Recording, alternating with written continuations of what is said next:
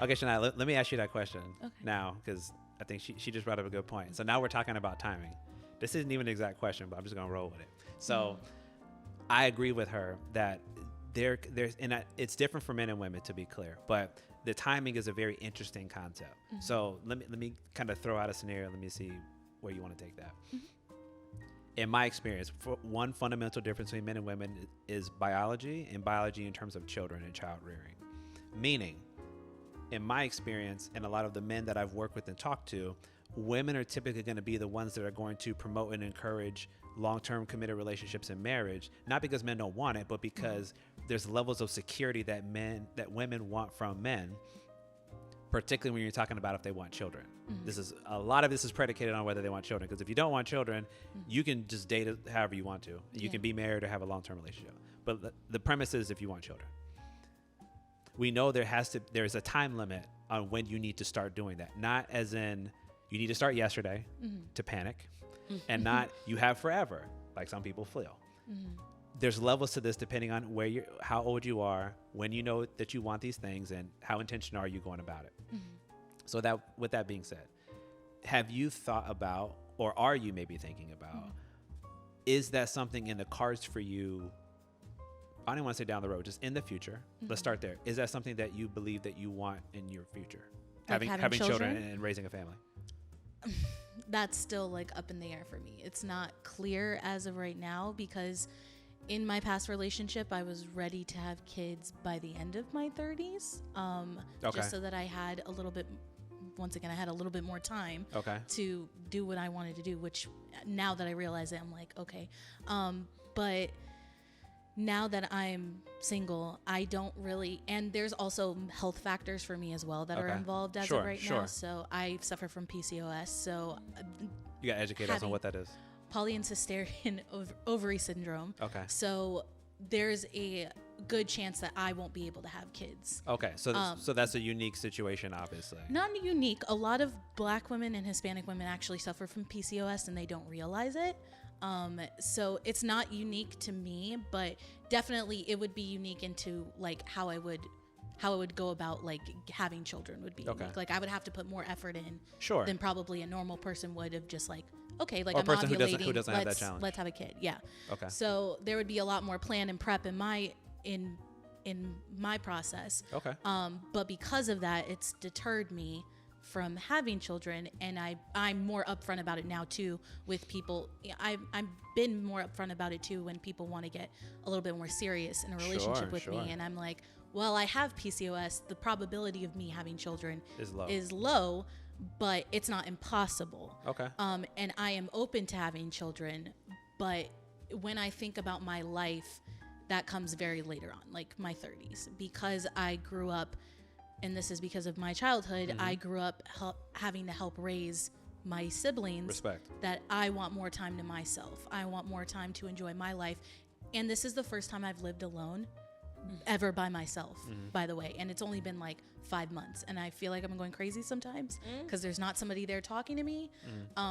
But like literally before that, I've always been with somebody, or there's always been people around me. Sure. So it's more of like, now I have the decision to make for myself, instead of like my mom being like, okay, time for grandchildren. Like, are you going to spit out a couple in a couple years?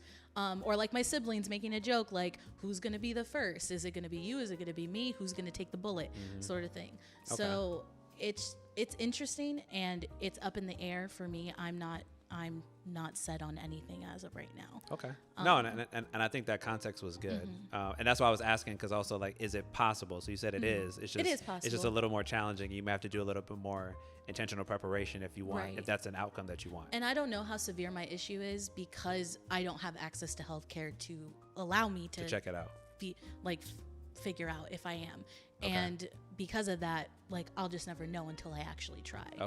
Or unless I have the money to figure out if I can try. So everything in regards to children is up in the air. Okay. Yeah. So let me ask you this to clarify. If I could take that from you, in a theoretical example, would you want children? Again, I'm not saying now. I'm saying Oh, like ever. Yeah, when I say children, I mean ever. Oh, Yes. yeah, definitely. Okay. Definitely. Okay, good. Sorry. Yeah, No, I no, should've- no, it's okay. It's I okay. should have asked more clarifying It's okay. questions, but No, that's why we're talking about it. yeah. No, I asked because so now I'm gonna take this in a direction. You guys let me know what y'all think about it. So I think a lot about this. Number one, I am a dad, so I've obviously thought about this once before. Right. But I also think about it for young folks who, let's say, are getting different types of messaging. So I'm gonna put some concepts out there. For men, as we've talked about earlier, a lot of the expectations traditionally are that men need to be able to provide to a certain degree, number one for themselves, but also have a level of stability already in place so that way you can invite a woman into your life. Right. That takes time. I would say probably late 20s. And that's being really optimistic. Probably closer to like mid 30s, like where I'm at, before you're like comfortable. Yeah. And I say that because what's different between men and women in that regard is that's a condition for us. So it's like we don't even think about it until that condition has been met. Whereas for women, that's not the same because like again, you all look from different things from us than we look for you. Like like most of us don't go into situations like my wife's gonna take care of me, so I don't care about my job, or I'm just gonna work a job. She's gonna secure the bag, so to speak, and then we're just gonna go and build our family. Right. It's usually the other way around, right?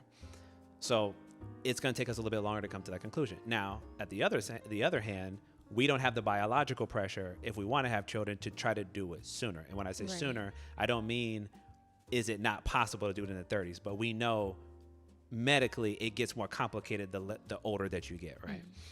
So my thought process in trying to have these open discussions with people is, are we intentionally thinking about if that is something that we desire? When do you think you're going to start that process? And this is for men and women, but I say it more to the women because, again, you guys have more biological pressure.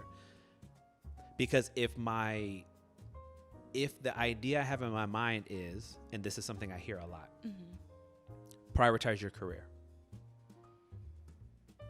The challenge is going to be when you're my age and you get older, when you're ready to settle down, it's going to be harder.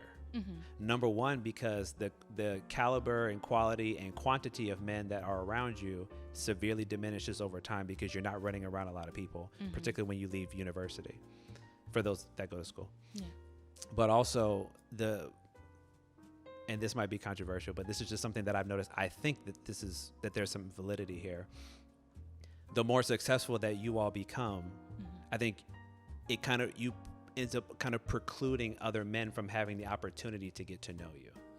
Like I think for men, we're a bit more open-minded because we don't put so much pressure on her ability to financially provide. Our net is like a little wider.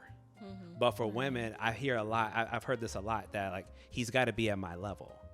So meaning if I make a certain amount of money, my expectation is he makes that much. If not, he has to exceed me for me to even maybe want to take him seriously. I'm not saying all women, but I've heard a lot of women make these statements. Definitely. And I think, again, I don't even begrudge women for feeling that way. I just think it's a difference in how we see each other and what we look for. Right. With all that being said, my point is my challenge to women, and I want to hear what you all think, and I'll start with you, is it behooves them, if I know I want to family build at some point, start sooner, meaning figure out what you want, figure out what you need, learn to communicate that with a partner, start the process of actually vetting people sooner rather than later. Because if your career is the thing you prioritize, that's the thing that you're going to excel at. So a man's just not going to randomly enter your life. And even if he does, you're probably not going to be ready. The same is true for a man with a woman.